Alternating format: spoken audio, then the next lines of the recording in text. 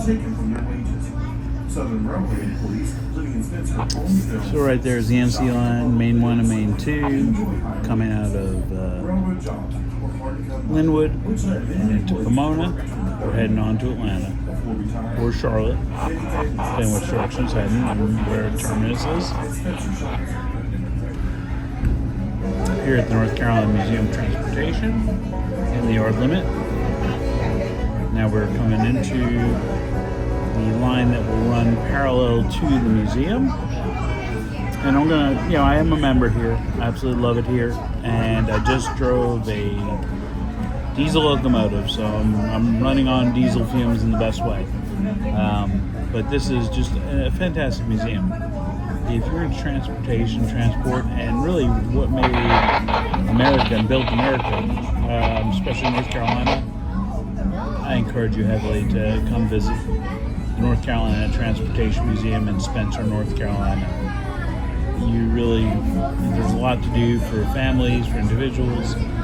Additionally, there's good eats nearby, and you can always, make this a stop for your vacation in North Carolina. The original auto cars there. Atlantic Coastline hopper, tiny one, small one I should say, and a Southern hopper as well. You can see the big old Southern boxcar. That I believe is the one that was produced, I think it was number 200,000 of that model boxcar. I'm not 100% if that is the one. But it was an important one. If that's the same one, I believe it is. And you can see a little switcher on the front there, the L3. Cone Mills, those of us who reside in Greensboro will know the Cone family, literally and figuratively. Love the water tower with the original Southern serves the south. See a nice Southern passenger car coming up when we go past the bathrooms here. Two of them actually, along with the shops. The shops at Spencer did all the repairs between Atlanta and Washington, D.C. It was the halfway point between the two cities, which is where Southern Railroad served.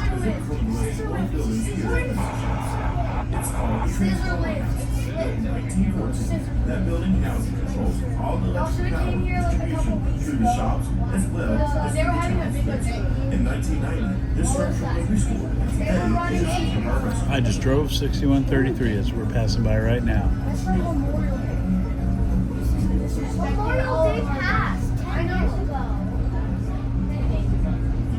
Coming up on the right side of our train, we'll see a medium-sized red brick building. That's called the Master Mechanic's Office.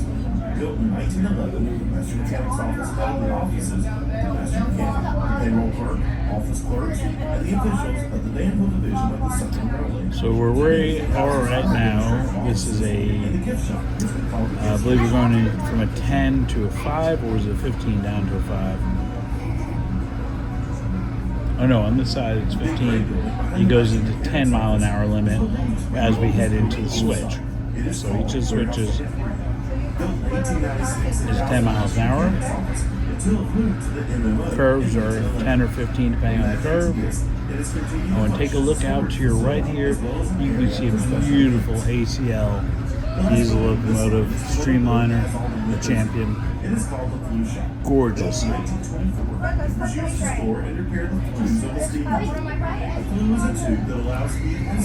that little pusher that moves everything around. They're redoing the roundhouse right now because the roof pieces were starting to fall in and it was starting to rain.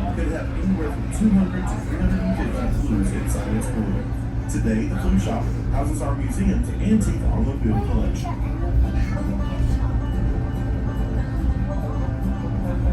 You see a lot of the cars that are in disrepair, they're being brought back slowly. SCL/LN caboose, Aberdeen and Rockfish, a pair of boxcars, an old Southern caboose out there, and then a bunch of old passenger trains.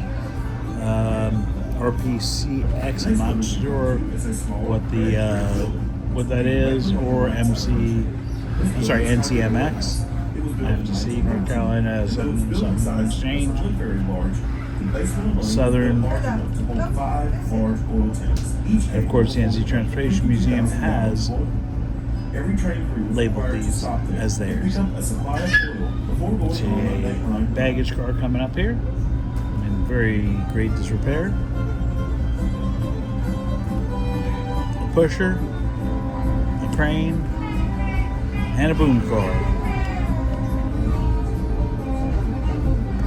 Now we are coming out of the museum and we're about to head on to a section that belongs to Norfolk Southern, leased from North Carolina. That's a discussion for another time. When we were pulling out through that track over there, we did almost hit a coyote. He moved out of the way. It looked like a fawn at first, but if you know anything about coyotes, they tend to walk along the tracks and follow the tracks because they're smart critters and they know that's a safe way to get from point A to point B without having to deal with many humans. We're coming a little crossing here. You just heard the horn come up. There it is. That were located in this area of the site. At one time, a law in Spencer did not allow freight to run on Sundays unless livestock was being carried.